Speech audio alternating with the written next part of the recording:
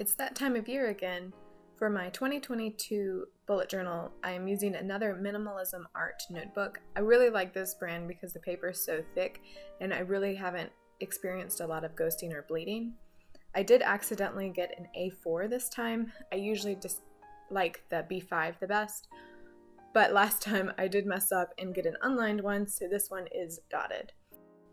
Obviously, the first thing I do is write my name in the front cover, and I usually also put my contact information just in case I lose it, that someone can send it back to me. And next up, we have our title page, or the Welcome 2022 page. This is just a way to open the book for welcoming in the new year and start our theme, which for this year, the theme of the New Year's spread is stars. And I am also using a lilac color because that is the Pantone color of the year.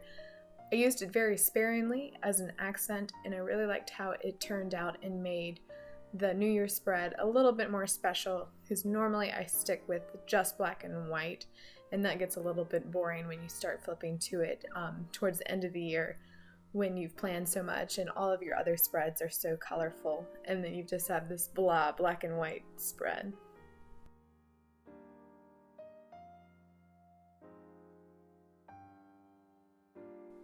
Anyone who's planned a bullet journal before knows that this next spread is the time sink of the setup.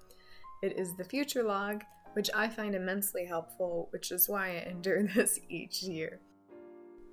For those of you who are newer to bullet journal, the future log is just a way to lay out the whole year in a small space so you can see the layout of everything. I usually start with the first 6 months with my initial planning phase, and then the next page is for the next 6 months, but I'll probably start working on that mid-January. I like the future log because you have all of the calendars set out in front of you, and it's easy to just write down what day and then highlight it in the calendar, what you have going on, something important that you need to remember, and then when you get to that month, you put it on your calendar spread.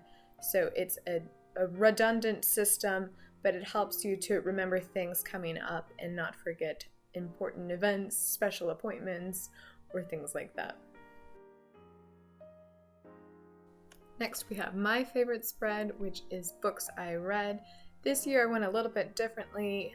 I usually have like a blank bookshelf that I fill in with different books, but I find that I drag my feet trying to fill this in during the year. But when I do fill it in, it's really nice to see the stack of books I read over the year. So this year's theme for the books I read is a stack of books with the little stars to tie it into the rest of the theme.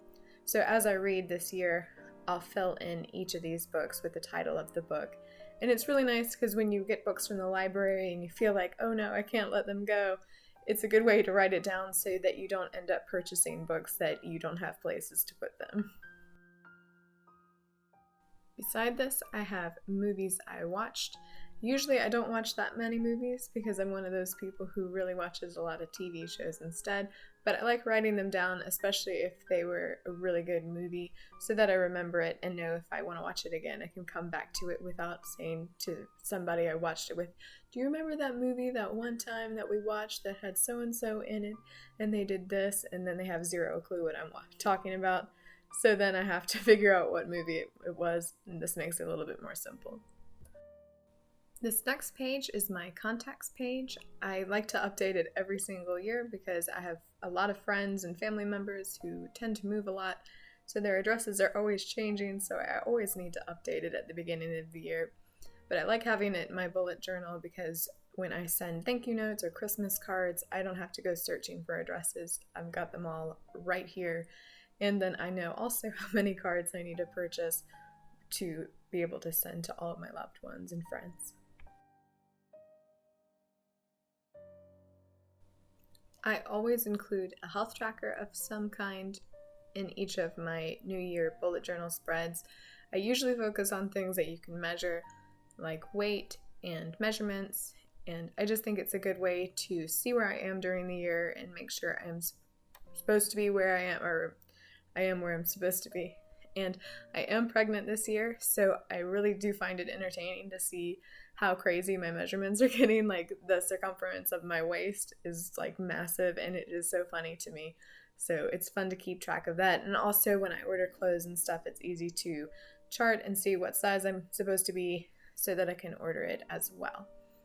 I kept this with that star theme, and for the stars, I did outline all of the stars in the spreads with a stencil, but when I went over it, I just freehanded it so it didn't look too perfect, because I like the sharp lines of the charts with the ruler, but doing that with the stars and the stencil would have gotten a little too crazy and taken a long time, so I didn't want it to look too perfect, and I like the way it looks with those really sharp, clean lines of all the charts in my spreads.